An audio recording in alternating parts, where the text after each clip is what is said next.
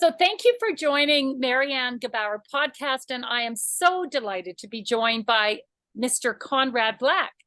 Mr. Black, thank you for taking the time for chatting with me this morning. Happy to do it. So, you know what, I'm oozing with questions for you, but you really don't need an introduction, but I'll give a quick one here. You're a publisher, you're a businessman, you're a writer. You started the National Post, is that right? And you, the Daily Telegraph, the Chicago Sun. So through Hollinger, you published a lot of significant media outlets. And why don't we start our conversation talking about censorship in media, because that's your shtick.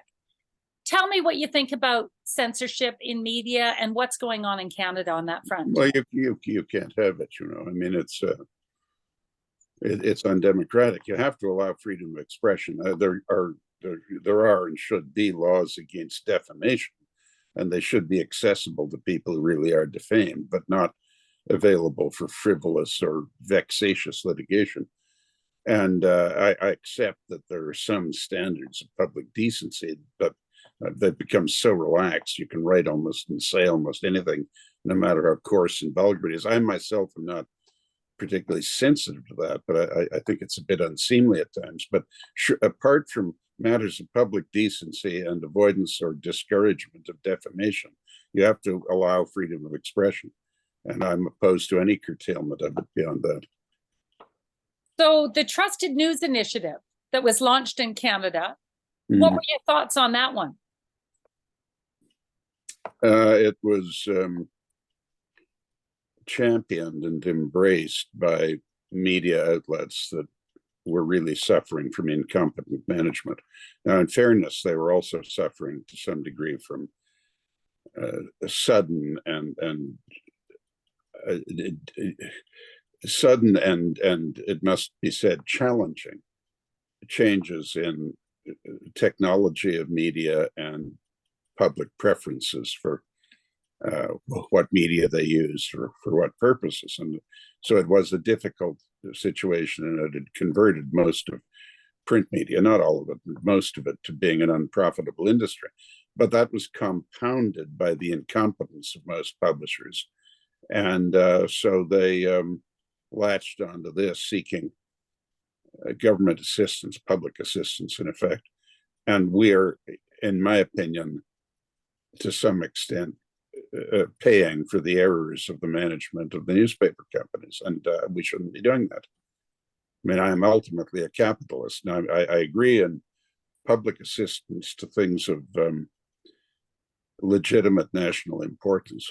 For example, I believe in a public broadcaster. I think that CBC television network, English television network, is an outrage. It's a horrifying shambles. But the concept of a public broadcaster, I think, is a good one. But we shouldn't be subsidizing the daily newspapers at all. I think it's nonsense. That's what you're asking me, right? Yeah. Well, I'm just wondering, do you think that mainstream media is telling the truth right now? Are we hearing the real story? No, but that's another issue. That's the weakness of the editors and the venality of the so-called profession. In their more sober moments, the journalists call themselves a craft, but they aren't even that, really. I mean, most of them can't write. Very few of them have any talent or ingenuity or diligence as researchers. And both the writers and the editors who are supposed to be enforcing professional standards have, with very few exceptions, lost all concept of a distinction between reporting and comment. I have absolutely no problem, and never did, with journalists writing opinion pieces, but they've got to be labeled as opinion pieces. I mean, one of the things I was proud of, I mean, one of many things I was proud of at the Daily Telegraph, was that the leader of the opposition, Neil Kinnock, twice defeated in general elections, and I'm no supporter of the Labour Party, but he's told me that the parliamentary reporting he read first was the Daily Telegraph, because even though it was a conservative newspaper and known to be a conservative newspaper, its reporting was always scrupulously fair. Now, our comment pieces, we had voices of different views, but when the newspaper gave its views, it was relentlessly conservative. But in the same measure, reporters had to play it straight, and they did. So now, since COVID, do you have a sense that the narrative is not close to the truth at this point?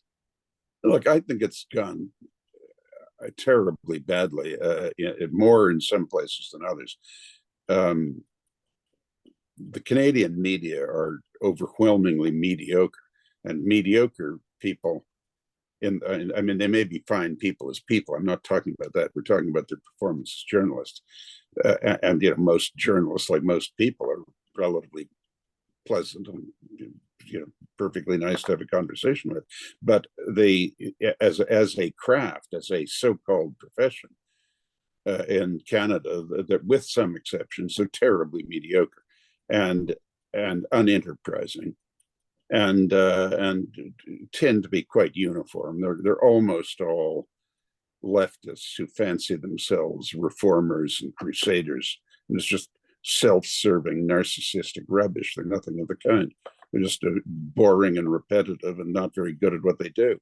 Now, in the United States, it's more complicated. And there you have, as you always do in that country, or almost always, a much more agitated political situation and a much greater variety of viewpoints and much more galvanizing personalities, and there you've got you have this odd situation where the media is comprehensively hostile to the leading political personality of the country, and the public's trust in the media at each polling goes down, and we've now reached the point where only 15% of Americans in general believe what they see or read in the media, and in my opinion, that's about the right percentage. I mean, about 85% of it is just rubbish and propaganda, and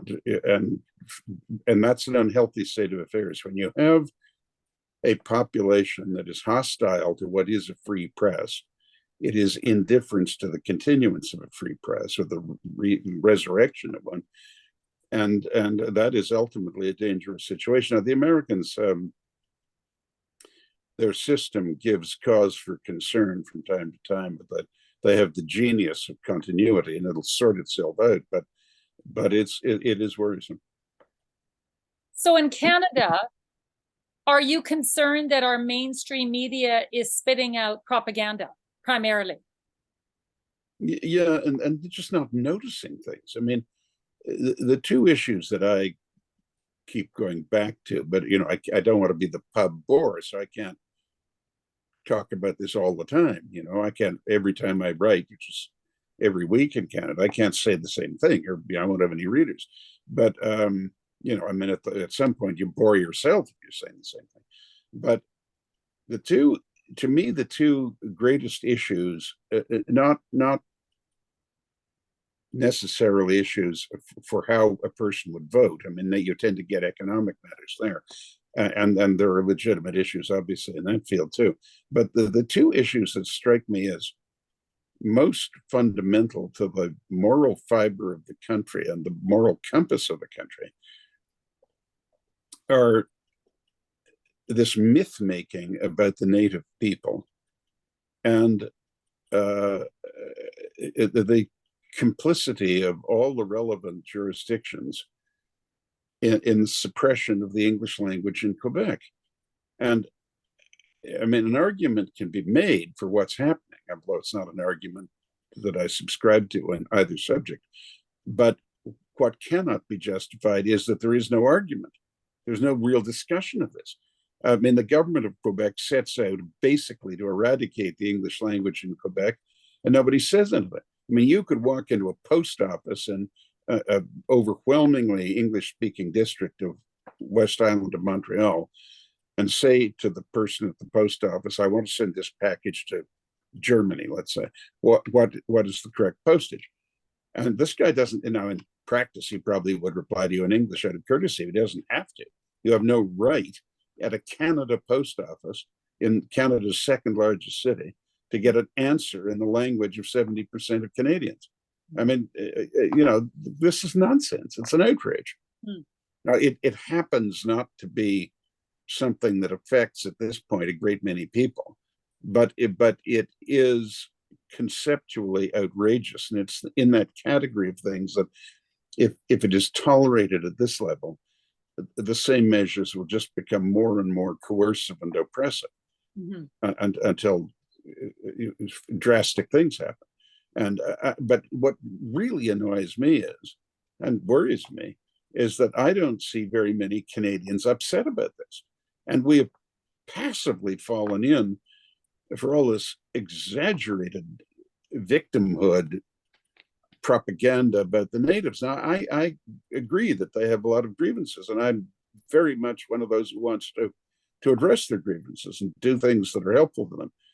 But allowing, for example, the former Chief Justice and the present Prime Minister to imply that any jurisdiction in the history of this country, anyone, the French or English colonial governments or any succeeding governments, have deliberately sought or contemplated, let alone actually practiced, any form of genocide is an outrage. It is an absolute disgrace. It never happened, and yet we pillory ourselves with this. And the Prime Minister lowered flags everywhere. The Canadian flag flies, every embassy, everywhere, in official flags. I mean, even he didn't try and take down the flags on, you know, in people's cottages in Muskoka or something. But every official Canadian flag lowered to half-mast for 6 months because of an incident that didn't happen. We have no evidence whatsoever that any Native children died and were buried in unmarked graves. No evidence at all, despite Parliament having voted $27 million to excavate in the suspect so-called cemeteries. We don't know if anyone is buried there. So we don't even, you know, we literally don't know if a horse is buried in these places. We don't know anything. And it's all supposition. And everyone falls in line with it. But we are now told that if we question the residential school narrative, that's a crime in Canada. And we're racist. Yes. And of course, it's rubbish. On the residential schools, of course, some bad things happen, but the idea that I mean, I've written a fair bit about this, and I'm sure neither you nor your viewers want too extensive a discussion of this, but there were no unregistered deaths. The death rates were not higher than in the population as a whole. There was a time when a lot of people died of tuberculosis, even well-to-do people. And they weren't ripped out. These children weren't ripped out of the hands of their parents. That's nonsense. Almost all of them were admitted because applications were made by their parents, and it was the only way to take them out of grinding poverty and illiteracy. They were not going to learn to read or write or add a column of figures any other way. Now, I don't doubt that a lot of bad things happen in these schools, and frankly, I think a lot of bad things happen in all the schools. I mean, there were sadistic teachers. There wasn't any limitation on physical punishment, and all kinds of things happened, even in supposedly elite schools, and not just in Canada. But the idea, which has been propagated, that it was ever the policy of the government of Canada or the churches of Canada or any authority actually responsible for education to do anything negative to Native children is nonsense. Now, I'm not saying it wasn't misconceived. I'm not saying it wasn't poorly administered, but the intent was positive, entirely positive, and the result was more positive than not. Well, I'm going to switch gears. I wonder what the motive of Trudeau is in initiating this crisis around the residential schools, and I wonder if it's linked to the Great Reset, because part of the Great Reset is to diminish pride, nationalistic pride.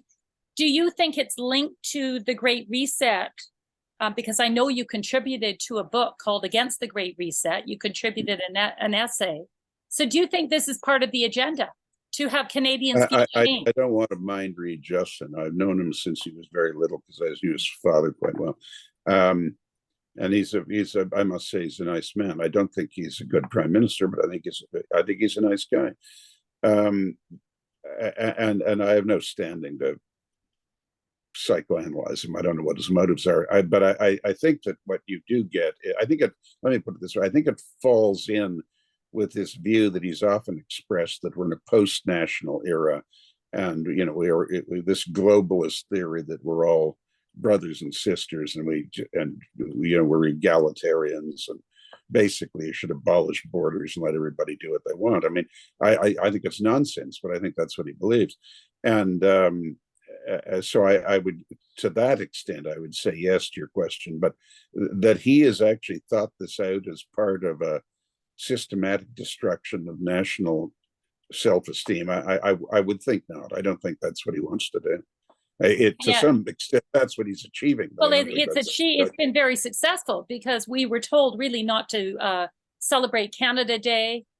All the flags. Well, he's starting to talk up Canada a bit now, and quoting Laurier more, and the virtues of democracy and freedom of speech and so forth. I mean, terribly tired cliches, but at least it's sort of pro-Canadian in its way.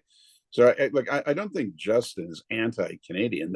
Some of these people in the United States who are agitating really are anti-American Americans. That's all groups have that. Like the British, who are now that section of the British population that are ashamed of the British Empire and of Britain going out and taking over and colonizing these places, and the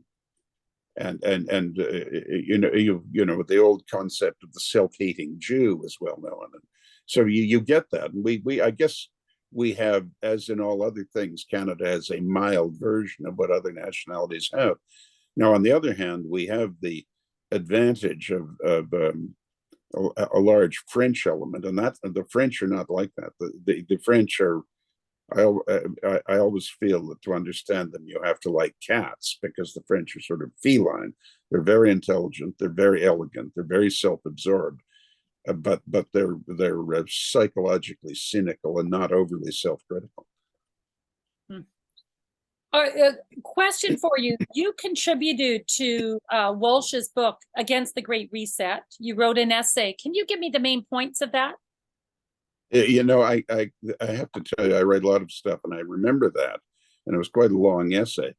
But if you prompt me, but he asked me to write from a certain perspective. I think I was writing about capitalism, wasn't it? Mm-hmm.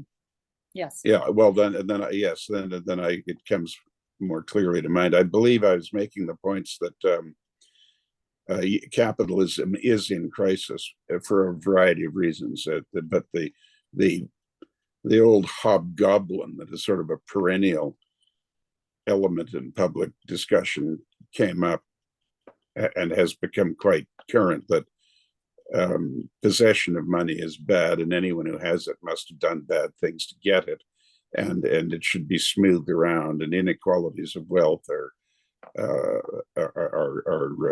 bad, and so we get the sort of anti-meritocratic view that you take money from people who've earned it and give it to people who haven't, in exchange for their votes, as it turns out, of course, on not necessarily on any kind of meritocratic basis. And this won't work. And the reason it won't work is precisely the reason that capitalism does work, not perfectly, but it is the only system that is in alignment with the almost universal human desire for more.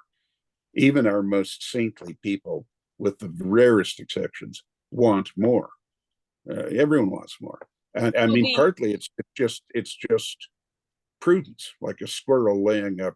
John Locke wrote about this squirrel laying up acorns for the winter when it's hard to get them, so you store them up so you'll have something to eat through the winter.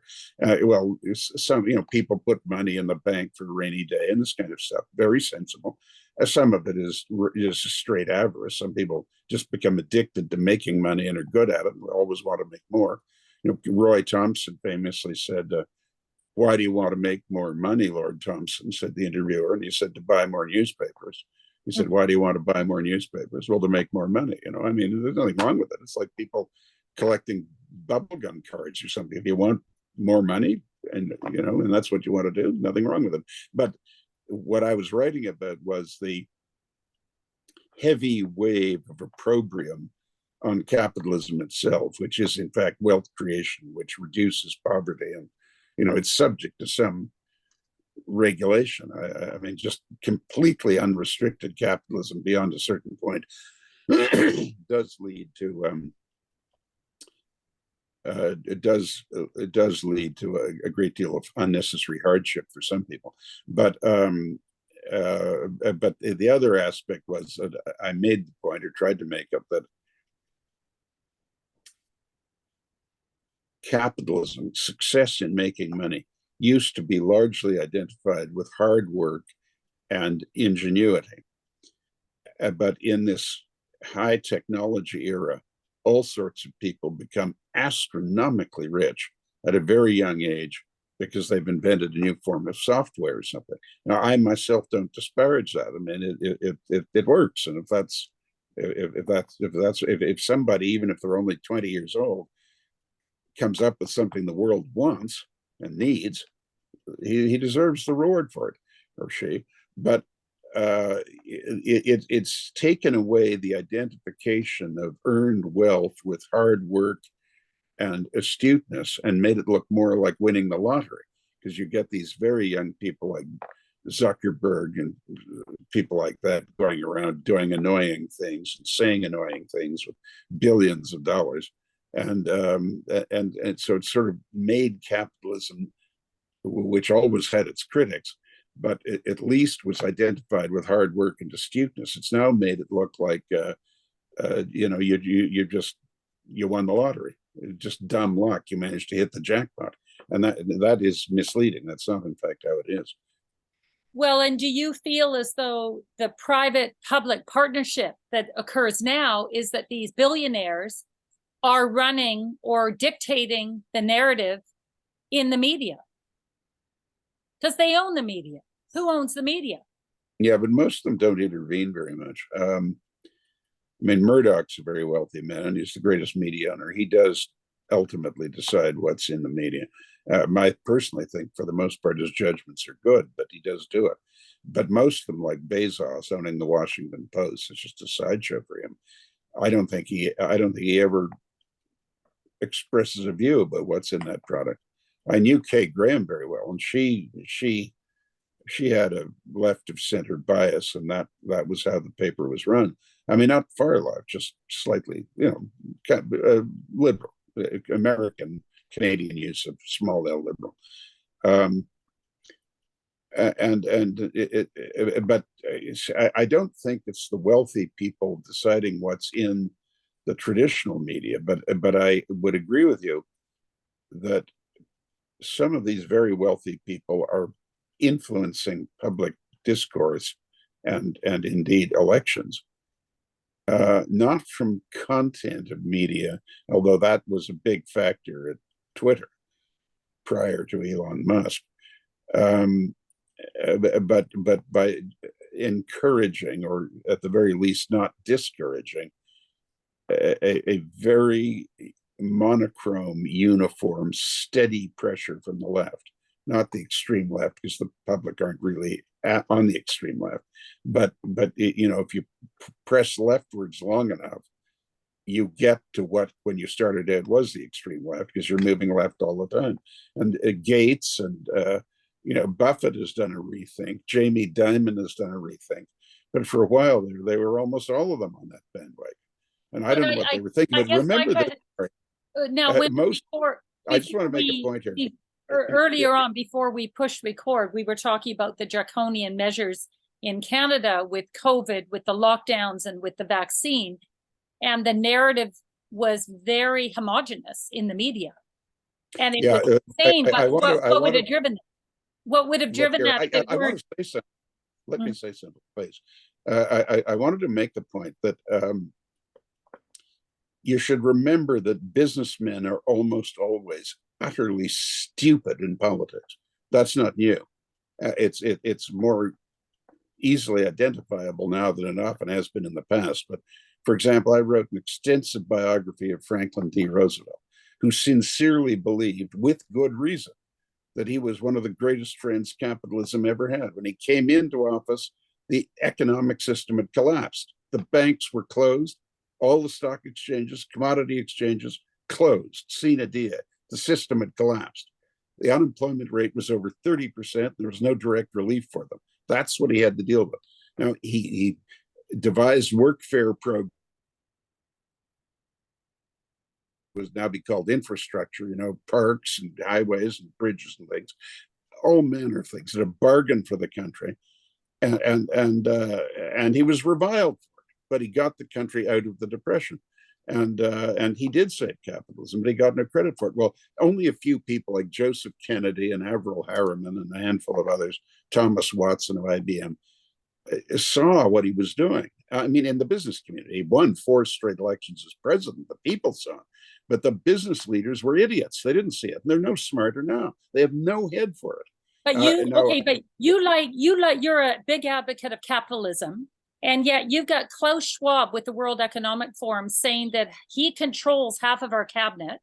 And the motto for the World Economic Forum is, you will own nothing and be happy. So that is in sharp contrast to what government should be doing, which is encouraging capitalism. But you have a government right now which appears to be controlled by the World Economic Forum. Do you agree? Not controlled by it, but influenced by it because they share Klaus's views. I mean, I don't think Justin phones up Klaus Schwab, whom I know quite well. I've known him a long time. He's a perfectly nice man. I mean, he's a rather austere Swiss man. He's no barrel of laughs, but he's a nice guy. So I don't think Justin takes his orders from him. I just think they're birds of a feather. They believe the same thing, and I don't agree. I went to Davos for 20 years. When Bob Maxwell died, I became the head of the media group there. And I went because I was in that business. I would meet other media owners like Murdoch and from people from all around the world, you say. And it was actually quite useful for that. But I never bought into all the globalist nonsense, and I made that clear. But I think you make an excellent point, because Klaus makes his money from well-to-do people from all over the world who pay to come so they can hobnob with very important people. I mean, they get the leaders of almost every government in the world coming to it, and they get leaders in every field. I mean, it's been a howling success for Klaus. He claims he's running a foundation and not getting rich. Of course, it's rubbish. He's a very rich man, and he deserves to be. I mean, it's very ingenious what he did, but their ethos, this idea of a ludicrous overemphasis of restrictive environmental ideas and a clear socialism and multinational government by unelected people who are not really accountable to anyone. It's a recipe for disaster, and parts of that are plain to see already.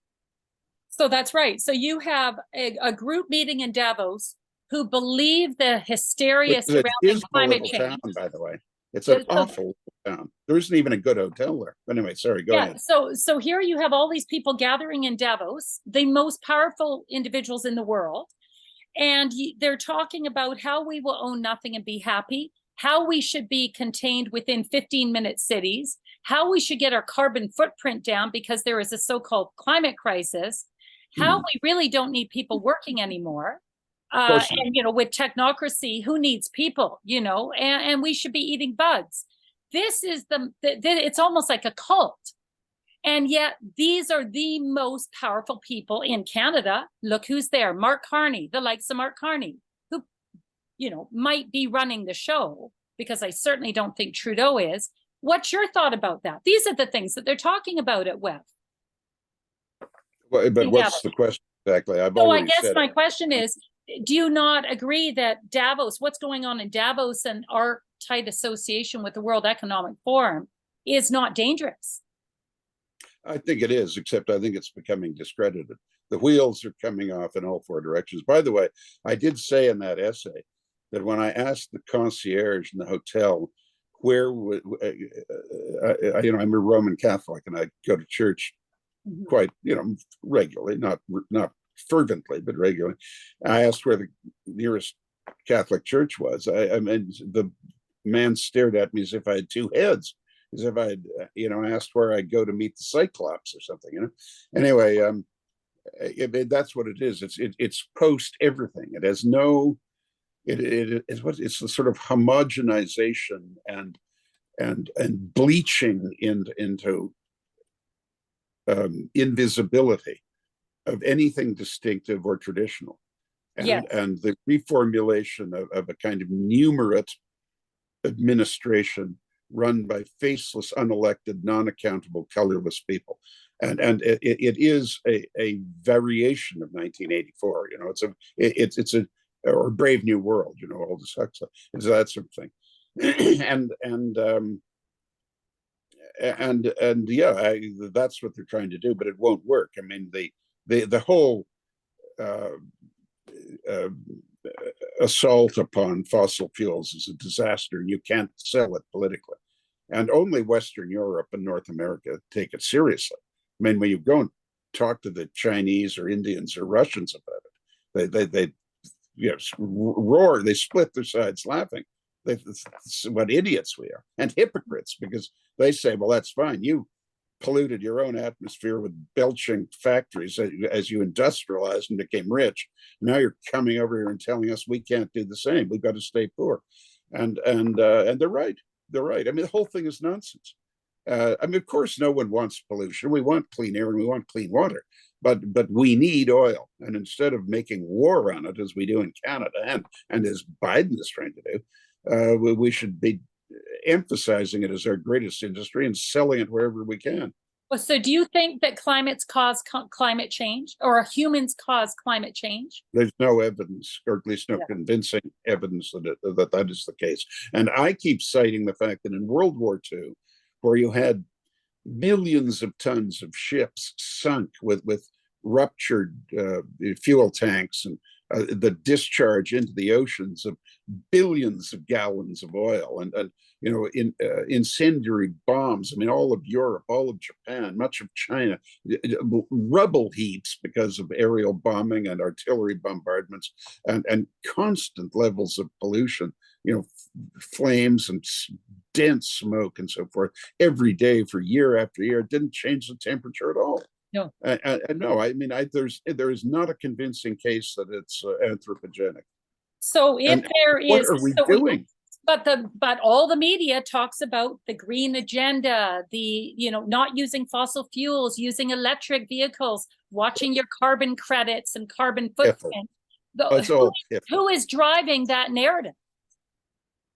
Well, look, my theory on that one, again, which I've expressed a number of times, is that when we in the West won the Cold War, the greatest, most bloodless strategic victory in the history of the world, our opponent, the Soviet Union, fell like a souffle, just collapsed without a shot being fired, disintegrated, international communism finished.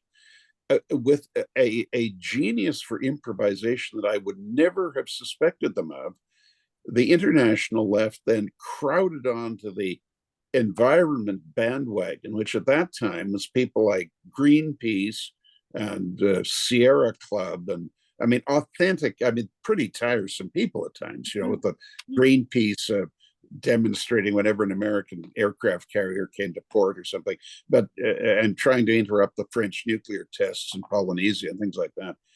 I thought it was one of France's many great moments when they blew up the Greenpeace warrior. But they crowded onto this bandwagon, shouldered the authentic bird watchers and butterfly collectors and Ducks Unlimited people aside, took over the movement and turned it into a new way of attacking capitalism in the name of saving the planet. It was genius. But we fell for it. And now you have the co-founder. Won this tremendous victory. We just completely were fooled. But now you've got Patrick Moore, co-founder of Greenpeace, coming out and saying there is no climate crisis. No, he's fine. He's very good. He's fine. He's sensible. But, they hijacked the green movement, essentially. The capitalists hijacked it because Somebody makes a lot of money. Who makes money on the green No, agenda? no, You think? the communists hijacked it, but Yeah, some people made money out of it. But it was the far left that took it over, and yeah. then you get these awful people like God. Some people that I find distasteful. I deliberately forget them because remembering their names annoys me. But Steve Lewis's daughter-in-law, who wrote that book, That Changes Everything. You know, on the theory that now the environmentalists are taking over the world and this is the end of capitalism. What the Naomi something or other, I think. But anyway, I mean, she may be a nice person for all I know, and she's done well, so that's fine. But the theory is absolute rubbish. And when Galen Weston gave his prize for nonfiction to her, I said to him, I mean, are you out of your mind? You prove Lenin's the truthfulness of his statement that the capitalists are so stupid they'll sell us the rope we hang them with. What do you? This woman is a socialist. She doesn't think that people like you know, billionaires like you should be around. Mhm. What are you giving her a prize for? He said, But- "Oh well, it's the judges, you know." But do you not Well, think it's the billionaires that are driving this green agenda, because the billionaires are making a lot of money with this green agenda? I think it's mixed. Some of them, yes, and some of them, most of them, don't know what they're doing. They're trying to sanitize the previous poor reputation of rich capitalists as you know, the caricature of them as heartless people who were only interested in profits and didn't care about humanity. And so they're so rich, they're indulging in the luxury of bending over backwards to show what generous, altruistic chaps they are, and they don't realize they are in that. Again, we must give our Marxist enemies credit as epigrammatists. They are the quintessential useful idiots in Marxist. Well, do you not think that there's something a little bit nefarious going on, that only a few of them. The green agenda has an ability to control people. You control how many flights they take. I think 2/3 of it is the stupidity of people being used as useful idiots, and 1/3 are the ones who really are as diabolically clever and motivated as you said. There are such people, as you say, but I think it's more stupidity than malicious conspiracy. But when you together. listen to the keynote speakers at WEF, they talk about the importance of the 15-minute city and getting everyone controlled within that grid and not much movement. They want you all staying home, and they don't want you eating meat, and they don't want you taking soap operas and taking Prozac. Yeah, and going out to vote for left politicians. So does this not But by sound the way, more like the highest moment in all my time of having anything to do with or even watching Davos was when Trump spoke there and basically told them that it was all a load of horse manure. The only part of it that he would endorse was the business of planting more trees. He thought that was a good thing. Exactly. But essentially, do you not think that the crowd in Davos is quite obsessed about control? Oh, yeah, power, sure. It's power, and not only that, they have convinced themselves that the international human interest, the welfare and well-being of the world depends on it. They're full of virtue. That's right. You know. And do they not subscribe to a one world government with the UN at the helm? Well, or better still, Davos at the helm. Davos and the UN joining, linking hands. Well, the UN's a little unruly, and even they don't like some of these third world countries who become, you know, who just are perverse in their dishonesty. You know, like Libya in Gaddafi's time, the head of the human rights section, that sort of thing. You know, it was just, I mean, they're all dictatorships discussing human rights. Yeah. I mean, even they draw the line at that.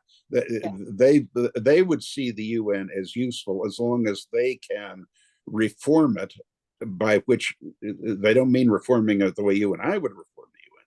They mean reforming it by making it like Davos and taking its orders from Davos. That's right. But do you not look at the UN and think, well, they control the World Bank, they control the IMF, they control the World Health Organization.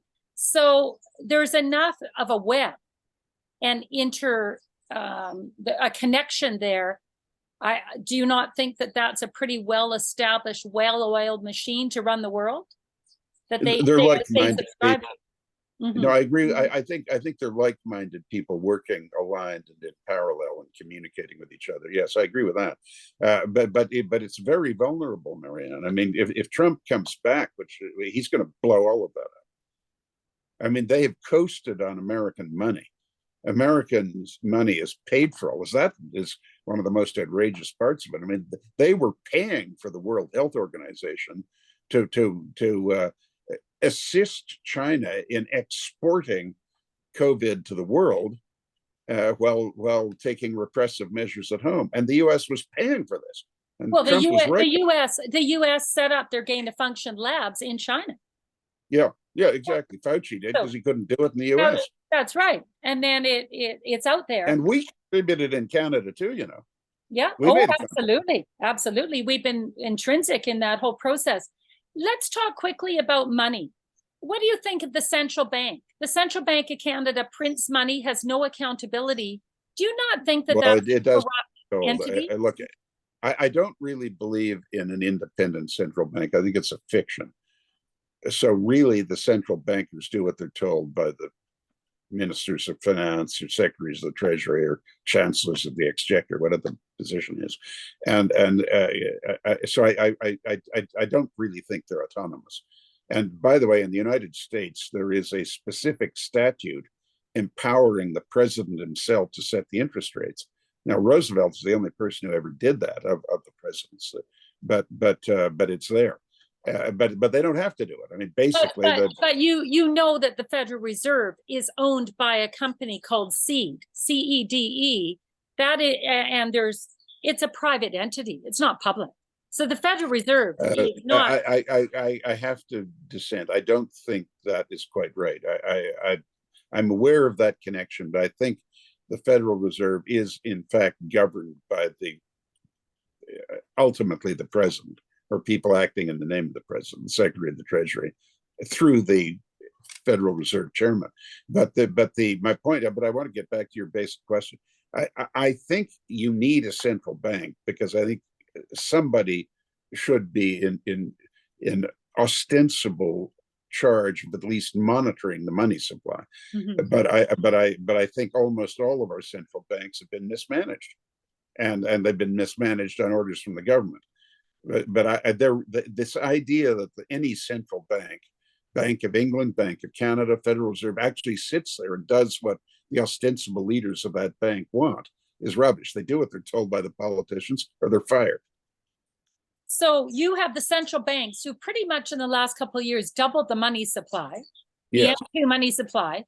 Well, it doesn't take a rocket scientist to figure out that you're going to have rampant inflation, right?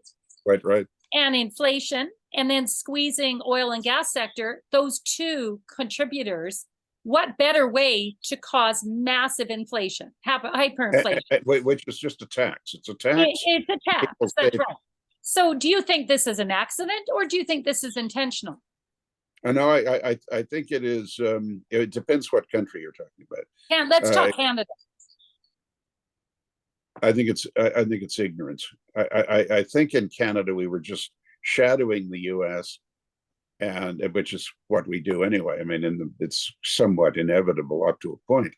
And I think, look, I think they talked them. So this is a complicated issue. I want to say something about the history of it, but I think they talked themselves into the theory that with interest rates low, very low for a long time, the old rules didn't apply anymore. You could expand the money supply as much as you wanted. Interest rates wouldn't go up, so there wouldn't be much inflation. And it was an absolute fantasy land. But I just want to go back. If you look at the works of Dr. Johnson in the 18th century and Charles Dickens in the 19th century, you see the price quoted for things like a room overnight at a roadhouse, or a cost of a loaf of bread or quart of milk. The prices didn't change. There was no inflation because the money supply only moved very slightly and in line with the population. But you had terrible depressions, financial depressions. But after World War I, when we got into the Great Depression, the rulers of the advanced countries en bloc lost their nerve, and they basically departed the gold standard and adopted the position that they would spend their way out of depression. So we just couldn't take that level of public discontent with a 30% unemployment rate and so on. And that's what we've been doing. And ever since then, there has not been what used to be called a hard currency. The currencies have no value other than measured against other currencies. Exactly. They're all being inflated at the same time at different rates in different countries. Yeah. They're all coming down in value at the same time. And in the end, none of them is going to be worth anything. Do you think Germany do you think Canada is going to launch a central bank digital currency, ditch the fiat model and launch the central bank digital currency model? I hope that they do not descend to that level of utter insanity. That Why not? would be. Why? I mean, why do I hope it? Because I don't. Why do you fear central bank digital currency? Because it's a fraud. There's nothing behind it. I mean, at least you've got the full faith and credit of a government behind a fiat currency. But if we're getting into digital currencies, it's all a fiction. It's in the ether. There's nothing there. I mean, it's the honor system. Yeah. I see. When you're in Costa Rica, say, all right, by digital currency, I'm sending you $1 million. You don't know if I've done it or not. And the only way you'll know is if you want to convert it into real dollars. So here if they say, well, that's terribly sorry, but we have no record of this, then where are you? No, that's right. But $1 million. We keep circling back to this. It appears that someone is trying to enforce control.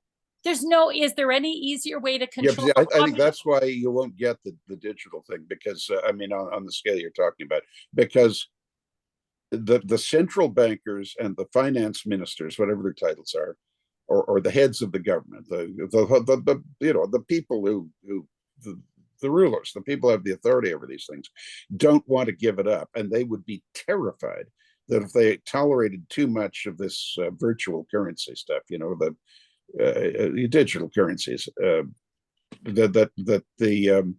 they would have no influence on the money supply. They would have no idea what was happening.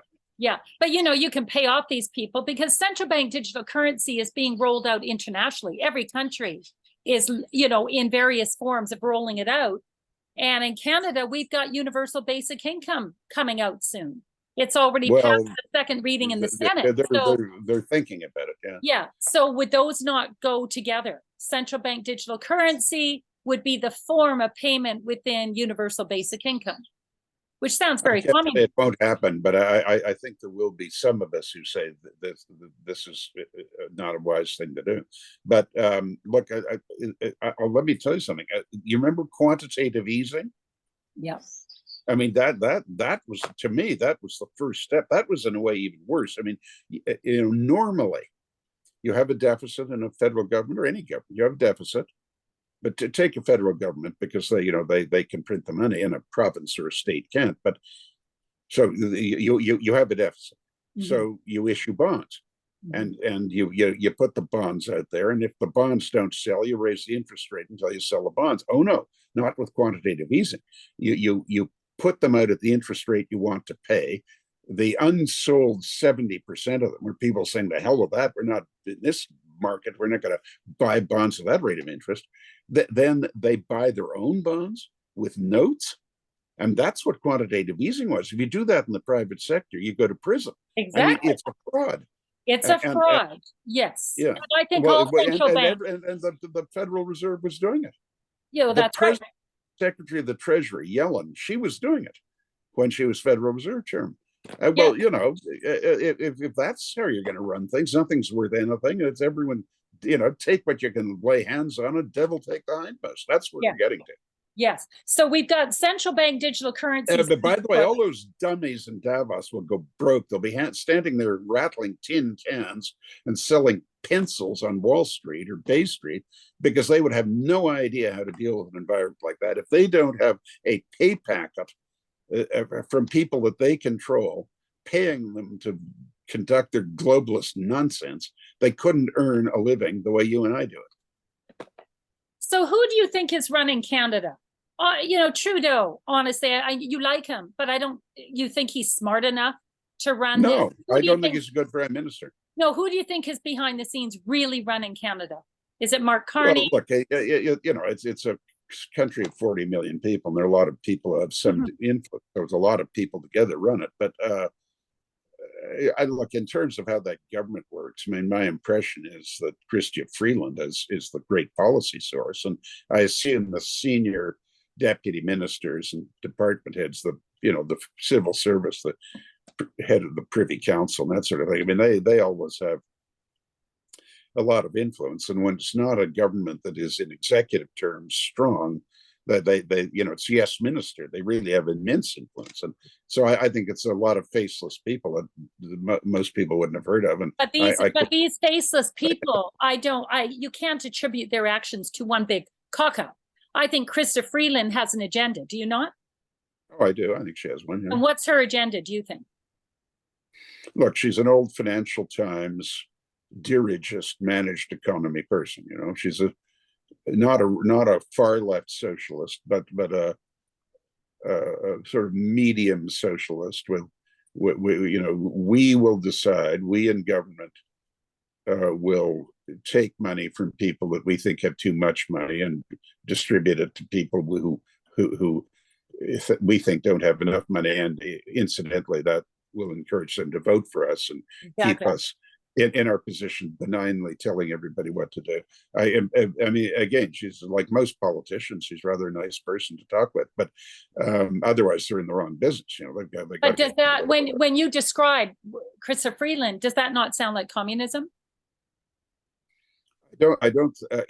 I'll say this: she has a Ukrainian background, and so I think she's very anti-communist. And I don't think she would approve of a totalitarian state.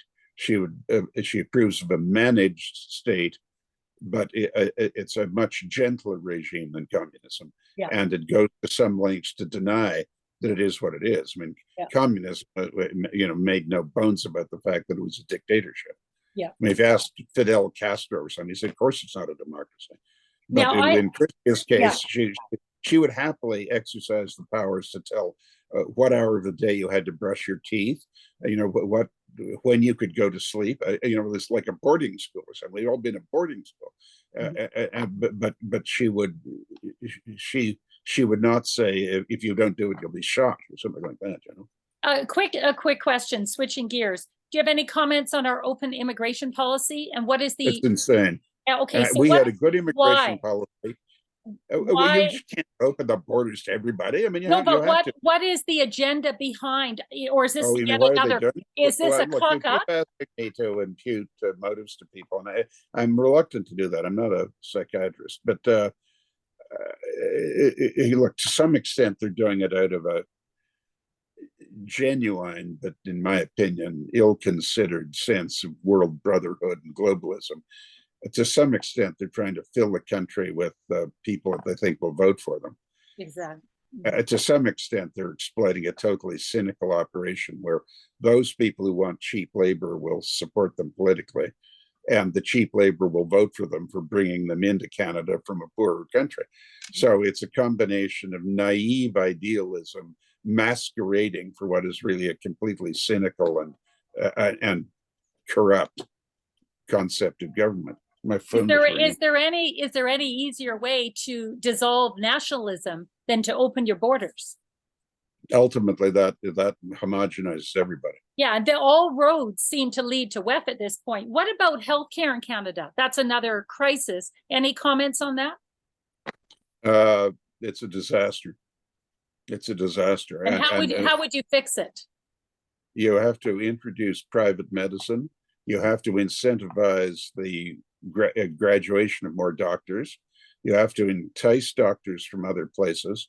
I mean, poor countries like Cuba have far higher percentage of doctors per thousand population than we do, and so you do the incentivizing measures to get more doctors, and you allow those who can afford it to enjoy the pleasures of private medicine, so that those who can't afford it aren't overcrowding the system the way they are now. I mean, now, as you know, Yeah. There aren't enough doctors. So unless you have the money and connections to have a doctor, you have to you have to go to an ER, an emergency room. And that emergency rooms are not clinics for children who scratched their knees and falling off their bicycle. I mean, they're for emergencies, you know? Yeah. But it's being, well, did you know in BC, you might not know this, but we have 8,000 doctors and nurses in BC who cannot work because they're not vaccinated. Yeah, well, this is insane. We also have a lot of foreign doctors that they won't qualify because the doctors like the monopoly. Yeah. Yeah, that's right. Now, I asked this question of Jordan Peterson when I was in Oxford. I said, if you had a few minutes to chat with Trudeau, what would you say? If you had a few minutes to sit down with Trudeau, what would you say to him? And so, look, you've been the prime minister for 8 years, and basically all we have is a terribly exaggerated truckling to the native people while not actually doing anything for the natives. You should scrap the Indian Act, scrap the numbered treaties, sit down with the authentic leaders, the most creative and successful native leaders, not these hereditary chiefs, or most of them are just crooks and alcoholics, and work out a new plan for it with them, not imposing it, with them. Mm-hmm. Second, your second thing has been this absurd overemphasis and mistaken emphasis on gender issues. Stop it. There are two sexes, only two sexes, and everybody, once they reach maturity, can work out their sexuality for themselves. They can do what they want as long as they don't offend public taste and they don't engage in coercion of other people, especially young people. And third, we've had this insane nonsense about climate change. Stop it. Stop it all, other than reasonable, economically justifiable enhancements of anti-pollution measures, but get behind the oil business. Your father wanted to take it over because it was so rich, and you want to shut it down. Don't, do a complete course correction, those three things, and the remaining time you've got.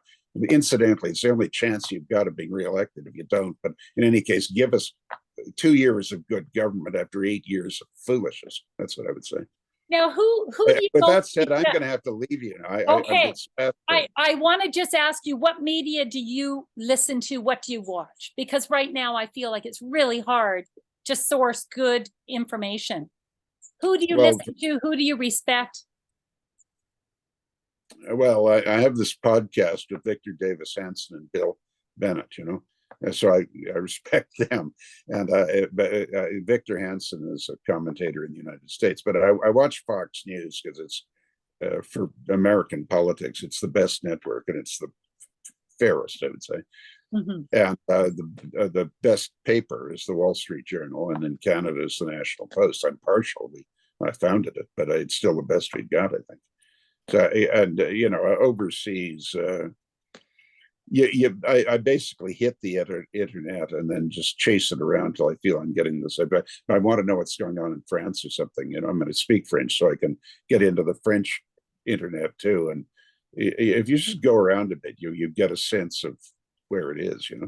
Yeah. That's that way. So that and my last, I know you have to go, but do you think that we're going to get out of this mess? The whole world is barreling towards disaster in a sense. Are you concerned, and do you think we're going to be able to right this ship? I'm certainly concerned, and I think, yes, we will, because people are survivors. And there is a great deal of dissent and misgiving about what we're doing.